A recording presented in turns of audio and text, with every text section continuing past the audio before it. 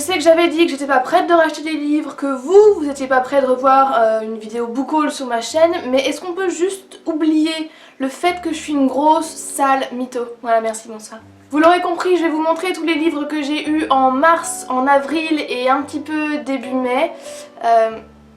Et mes voisins me regardent, c'est la gênance. Oui, il n'y en a pas non plus tant que ça, voilà, pour dire que c'est sur 3 mois. J'ai eu aussi quelques services presse, notamment de la part de Stock, parce que en mars, il y a eu le salon du livre, et avec Louise, on a été à une rencontre organisée par Stock, et on a eu l'occasion de repartir avec des livres, notamment Norma de Sophie Oksanen, qui est en fait une sorte de thriller fantastique, puisque en fait on va suivre une jeune fille dont la mère est morte et elle va essayer de savoir comment sa mère est morte et surtout elle va découvrir une sorte de vie un peu secrète et dans l'histoire on parle de cheveux magiques, voilà, cheveux qui poussent très vite, qui poussent même si vite que Norma, donc la protagoniste, est obligée de se les couper tous les jours. Voilà, donc en tout cas très beau livre, très belle jaquette.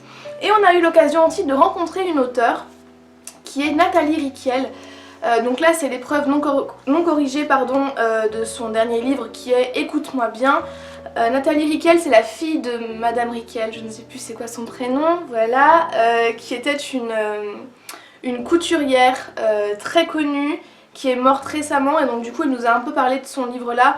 Ça va être surtout basé sur la relation qu'elle entretenait avec sa mère, une relation visiblement très particulière. Et du coup avec Louise on a vraiment hâte de le lire et voilà, en tout cas l'auteur m'a vraiment donné envie de le découvrir et on verra bien ce que ça donne. Ensuite j'ai fait une commande mais en fait la commande est tellement pourrie, je me dis que bah voilà c'est bien fait, c'était un signe en fait pour me dire qu'il fallait pas que j'achète de livres. Et bien voilà la commande, c'est Les Hauts de Hurlevent d'Emily Brontë mais en version BD et c'est le tome 2.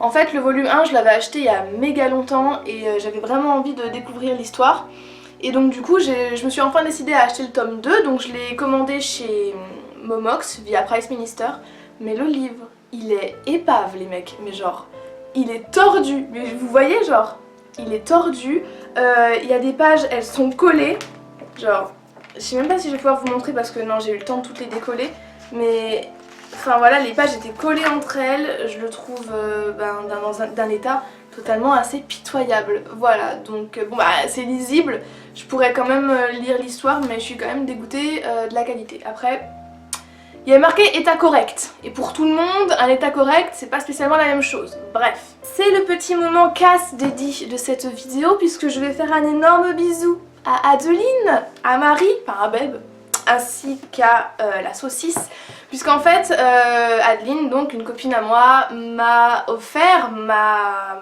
donné, je suis trop contente, 3 livres et 3 livres en VO donc je suis juste trop contente. Le premier c'est Six of Crows de Leith Bardugo, voilà. J'ai pas tellement envie de vous en parler parce que je ne sais pas notamment de quoi ça parle, mais surtout parce que je pense que vous l'avez vu énormément sur la blogo et dans les vidéos YouTube. Moi j'arrive un petit peu en retard comme d'habitude. Tout ce que j'ai cru comprendre c'est qu'on va suivre 6 outcasts, donc comment dire, des exclus un peu de la société, en tout cas des anti-héros et moi c'est vraiment ce que je préfère dans les personnages, c'est les méchants entre guillemets et voilà, et voir un peu ce qu'ils recèlent dans leur personnalité. En tout cas très joli livre qui est agrémenté de quelques illustrations, ah non pas du tout, enfin des illustrations, est-ce qu'on peut vraiment appeler ça des illustrations, je sais pas, mais ouais si. Bel objet livre, très bel objet livre. De toute façon en VO anglais généralement les livres sont vraiment très beaux. Elle m'a ensuite donné, et là j'étais au summum du paradis, c'est-à-dire j'étais très contente. Elle m'a donné Rebecca de Daphné du Maurier. En fait c'est un livre qui était depuis grave longtemps dans ma wishlist. Et en fait pareil, je suis désolée, cette vidéo c'est juste une catastrophe parce que je ne sais pas exactement de quoi parle ce livre. Tout ce que je sais c'est que c'est un classique. Et qu'en fait on va parler, ça va parler de fantômes un peu, voilà, d'une femme fantôme, il me semble que la femme fantôme c'est Rebecca. Peut-être que je dis totalement de la merde, donc faut jamais se fier à Lilia, c'est impossible de se fier à cette personne, mais c'est ce que, en tout cas j'ai cru comprendre. J'ai vraiment, voilà, Rebecca is the haunting story of a woman consumed by love and the struggle to find her identity. Voilà, donc une histoire de fantôme en tout cas, ça c'est sûr. Et enfin, le troisième livre qu'elle m'a donné, c'est The Girl with the Dragon Tattoo de Stieg Larsson, donc le tome 1 de la saga Millennium, que j'avais, alors que au tout début quand la saga a fait vraiment fureur, moi je trouvais les couvertures vraiment dégueulasses, voilà, il faut le dire. À l'époque je les trouvais vraiment laides, en tout cas en français je parle, et donc du coup j'ai jamais vraiment eu envie de découvrir l'histoire, ça me tentait pas spécialement, mais à force d'entendre les gens, notamment Louise et donc Adeline, me dire que c'est vraiment un bon livre, que la saga est très bonne, bah petit à petit ma curiosité s'est agrandie. Donc du coup voilà, je suis quand même très contente d'avoir ce livre, c'est quand même une petite bricasse. Et encore une fois, je tiens à dire que la couverture est très laide. Franchement, je sais pas ce que vous en pensez, mais moi je la trouve pas belle. Hein. Je trouve ça pas beau, ça donne pas envie de lire. Hein. Si j'avais pas eu des commentaires positifs de mes copines, franchement, jamais je me serais plongée là-dedans. Et enfin, comme j'aime le dire, le baklawa sur le couscous, ce livre-là, magnifique. Il s'agit de Cyrano de Bergerac de Edmond Rostand. Alors, c'est un peu un des piliers de ma vie, ce livre, vraiment, je dois vous le dire. Je pense que peut-être un jour je vous ferai une vidéo sur soit les livres qui ont marqué ma vie, soit mes livres préférés, bah, ce qui en soi c'est un peu la même chose.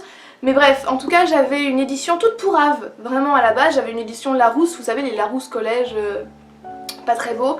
Et puis j'ai donné cette édition là et j'avais vraiment envie d'en avoir une belle et je trouve que celle-là est juste parfaite. Alors encore une fois c'est grâce à Adeline parce que ces éditions là sont sorties à Noël, donc il y a eu pas mal de classiques qui ont été réédités et je ne sais pas du tout c'est quoi la maison d'édition puisqu'il y a juste marqué sélection classique, mais vraiment je ne sais pas c'est quoi la maison d'édition, je ne connais pas, je suis désolée.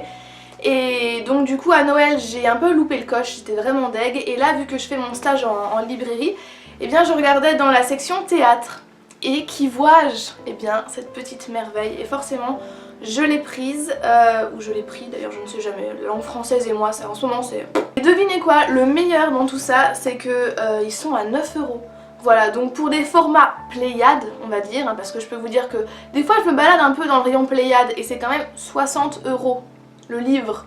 Voilà, alors on en pense qu'on en veut mais c'est quand même 60 € le livre et là je trouve que limite c'est plus beau qu'une vraie Pléiade et il coûte seulement 9 €. Donc si vous pouvez vous les procurer, allez-y. Et puis bon, Cyrano de Bergerac c'est juste ma vie, ce truc c'est le sang dans mes veines. J'ai failli oublier de vous le montrer parce qu'en fait j'ai déjà lu, mais j'ai aussi reçu des éditions Albin Michel, 13 Reasons Why de Jay Asher, qui est en fait une réédition parce qu'à la base c'est un livre qui a été publié en 2014 je crois, donc c'est pas hyper récent, mais à l'occasion de la série Netflix il a été réédité avec l'affiche de la série. J'ai déjà lu donc je vous en parlerai très prochainement, mais en tout cas merci aux éditions Albin Michel parce que ça a été quand même sympathique. Cette fois-ci j'ai vraiment fini, merci d'avoir regardé cette vidéo. En fait d'un côté je me dis que j'ai été sage et d'un autre je me dis que j'ai quand même abusé parce que j'avais dit que j'achetais rien en fait. Et genre rien normalement c'est rien. Bref, enfin voilà. J'espère que de votre côté vous faites de bonnes lectures, vous faites de belles acquisitions, que vous profitez de ce printemps qui tarde à arriver quand même, hein. Enfin je tiens à le dire, en Alsace c'est 2 jours de beau contre 8 jours de moche. Voilà à la base.